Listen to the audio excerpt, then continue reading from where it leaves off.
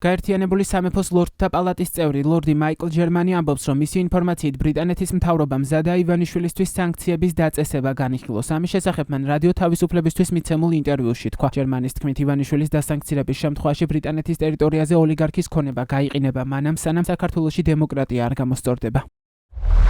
ბრიტანეთის მთავრობა უკვე მზადაა განიხილოს ივანიშვილზე სანქციების დაწესების საკითხი. მე ხელი მოვაწერეთ წერილს ევროსაბჭოს საპარლამენტო ასამბლეაში ბრიტანეთის დელეგაციაში შემავალ სხვა კოლეგებთან ერთად, რომელიც ბრიტანეთის მთავრობას კერძოდ კი ევროპის მინისტრს გაუგზავნეთ და თავად მინისტრმა დაგვიდასტურა, რომ წერილი მიღებული აქვს. რა თქმა უნდა, ბრიტანეთის მთავრობას მოუწევს თავად გადაწყვიტოს განიხილება თუ არა ბიძინა ივანიშვილი იმავე კონტექსტში, როგორც ბელორუსის, რუსეთის ან უკრაინის ოლიგარქები. თუ მთავრობაში დაასკვნიან, რომ ნამდვილად ამ კატეგორიაში ჯდება, ეს ნიშნავს, რომ მისი ფინანსური აქტივები უბრალოდ გაიყინება. სხვა სიტყვებით, მათ სივარში შედებენ და ეტყვიან, რომ ამ ქონებას ვერ გამოიყენებს, სანამ საქართველოში დემოკრატიული ვითარება არ გამოსწორდება. გაერთიანებული სამეფოს ტერიტორიაზე ბიძინა ივანიშვილის ქონების არაუბრალოდ გაყინვას, არამედ მის გამოყენებას ემხრობა ლორდთა პალატის წევრი ლორდი დონ ტუიგი. მან ამის შესახებ 29 იანვარს რადიო თავისუფლებასთან ისაუბრა. დონ ტუიგის აზრით, გაერთიანებულ სამეფოს შეუძლია ზეწოლა მოახდინოს ივანიშვილზე, რადგან ოლიგარქი ბრიტანეთის ტერიტორიაზე დიდ ქონებას ფლობს.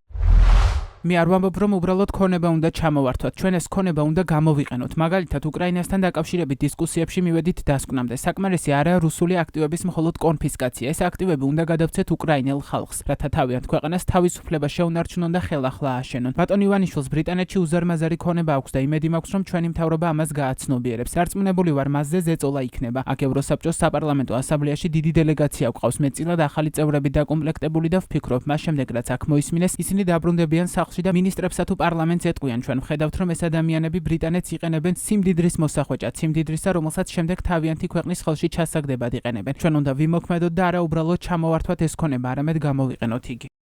ბიძინა ივანიშვილის მიმართ გაერთიანებული სამეფოს მოსალოდნელ სანქციებს გაუგებარს უწოდებს ქართული ოცნების პრემიერი კობახიძე. მისი თქმით, ისეთმა დემოკრატიულმა ქვეყანამ, როგორიც ინგლისია, ადამიანი მტკიცებულებების გარეშე არ უნდა დაასანქციროს. ინგლისი, დიდი ბრიტანეთი არის ერთგვარი აკვანი დემოკრატიული, ასე ვთქვათ, ცივილიზაციის, დემოკრატიის აკვანი. ვიღაცებს შეერატონი გონიათ ცივილიზაციის აკვანი, თუმცა სინამდვილეში სხვა რამე შეასაქმე. ინგლისი ნამდვილად არის დემოკრატიის აკვანი. როდესაც ასეთი ქვეყანა ყოველგვარი მტკიცებულებების გარეშე საუბრობს სანქციებთან დაკავშირებით, ეს არის, რა თქმა უნდა, აბსოლუტურად გაუგებარი. ეს არის ჯონ ლოკის ქვეყანა. და ასეთ ქვეყანაში მტკიცებულებების გარეშე ადამიანების დასჯაზე საუბარი არის აბსოლუტურად სამარცხვინო მოვლენა. ოლიგარქი ბიძინა ივანიშვილი უკვე დასანქცირებულია ამერიკის შეერთებული შტატების მიერ. 2024 წლის 27 დეკემბერს შტატების სახაზინო დეპარტამენტმა ოლიგარქს ფინანსური სანქციები საქართველოში დემოკრატიული ინსტიტუტების დასუსტებისა და რუსეთისთვის სასარგებლო ქმედებების გამო დაუწესა. ამერიკის შემდეგ ივანიშვილის დასანქცირებაზე საუბრობენ დიდ ბრიტანეთშიც. 2025 წლის 13 იანვარს დიდი ბრიტანეთის პარლამენტის წევრმა ლიბერალ-დემოკრატმა ჯეიმს მაკლიერიმ გაერთიანებული სამეფოს თემთა პალატაში წარადგინა წინადადება, რომელიც ბრიტანეთის მთავრობას ივანიშვილის დასანქცირებისკენ მოუწოდებს. 30 იანვრისთვის წინადადებას 25 ხელმომწერი ჰყავს.